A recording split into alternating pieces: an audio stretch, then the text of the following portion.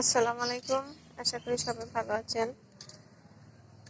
আমরা আছি আল্লাহর রহমতে অনেক ভালো। কয়েকদিনের বৃষ্টিতে সব জায়গায় পানি আর পানি। এখানে যে কচু শাকগুলো কিন্তু আমরা অনেকবার তুলে খাওয়া হয়েছে, কিন্তু এখন আর কচু শাকে পোকাও ধরেছে, প্লাস পানি এসে পড়ছে, যার কারণে এখন আর খাওয়া সম্ভব না। পানিও ময়লা পানি। আমার ভাগ্নে কামিং করছি। আম গাছ সব, আম গাছের ডাল খালি হয়ে গেছে, একটাও আম নেই। দুঃখের বিষয়। এই আমগুলো অনেক মজার, সুস্বাদু। এটা একটা আম অনেক দিন আগে হয়তো পড়েছিল, পচে গেছে, নষ্ট হয়ে গেছে।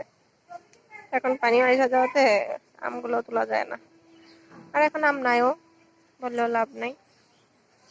হাঁটু পানির মতো এই জায়গায় অবস্থা এখন। এটি যা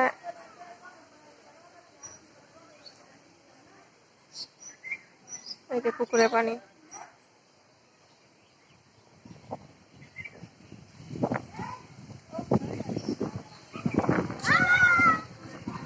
আকাশ অনেক মেঘলা, ঘন ঘন বৃষ্টি হচ্ছে। আমাদের এদিকে তো বন্যা এলাকা দেশ, এই সময়টা আমাদের বন্যা হয়। মাঝখানে কিছুদিন আগে বন্যা গেল, আপনারা হয়তো দেখছেন আমার আগের ভিডিওগুলোতে। আমার ভাগ্নে ঠান্ডা লাগতেছে, আর ঠান্ডার মধ্যে সে কি কি কি পড়ছো, কি পড়ছো? তো ঠান্ডা লাগবেই, বড় হাতে কিছু করো।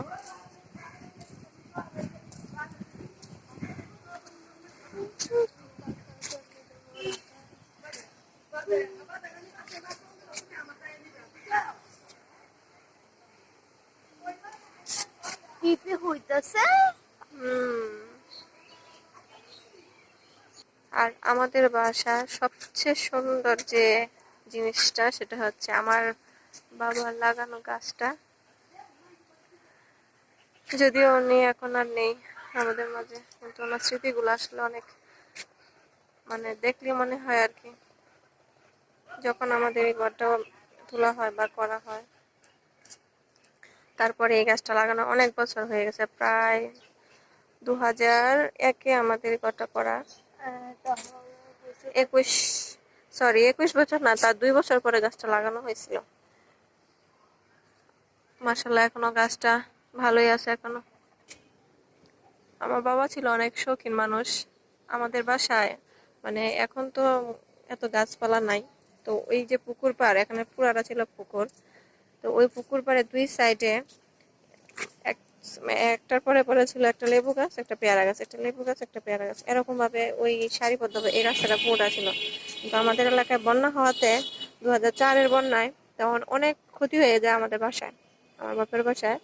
যত ফল ফলাদি গাছ ছিল সব গাছ মরে যায়, প্লাস ফুলের গাছও অনেক ছিল, ওইগুলো মারা যায় আর কি।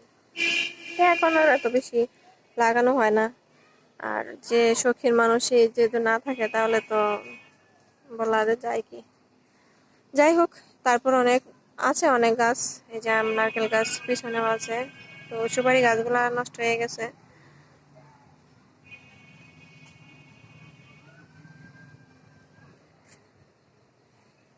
বাসার পিছনেও গাছ মোটামুটি আছে, কিন্তু ওই যে অতিথি পাখি, এই পাখি আসাতে মানে গাছপালা মানে ডালগুলা সব নষ্ট হয়ে গেছে, এখন আর নাই। এই যে আমাদের জাম গাছটা, বোঝাই যায় না যে জাম হয়েছে কিনা।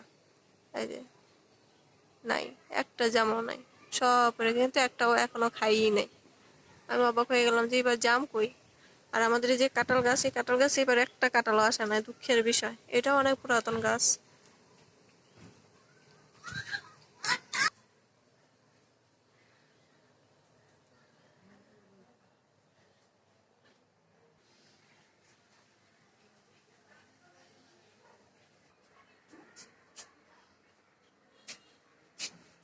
এটা হচ্ছে সাদা গোলাপ।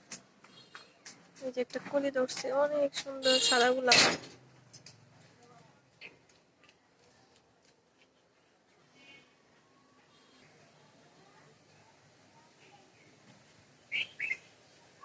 বললাম না, আমাদের এখানে পানি হওয়াতে এখন গাছগুলো সব নষ্ট হয়ে গেছে। মানে অনেক ছিল গাছ, এখন বললে আর কি হবে, কেউ আর বিশ্বাস করবে না, বলবে এগুলা বানোয়াট কথা। তো এই জন্য এত বেশি আমরা, আর যারা আমাদের এখানে পরিচিত বা আমাদের এখানে আসা যাওয়া করছে অনেক আগে যারা ছিল, তারা জানে যে আমাদের বাসায় কেমন অবস্থা ছিল। তো তারাও তো অনেক এলাকা থেকে মানে নতুন নতুন মানুষ আসা যাওয়া করছে, আমাদের বাসায় থাকছে। এখনো তারা খুব বলে, বললে আর কি হবে বলেন তো? যা একবার হয় সেটা কি আর বারবার হয়? হয় না। এখন সবাই সবার ব্যস্ততা নিয়ে আছে।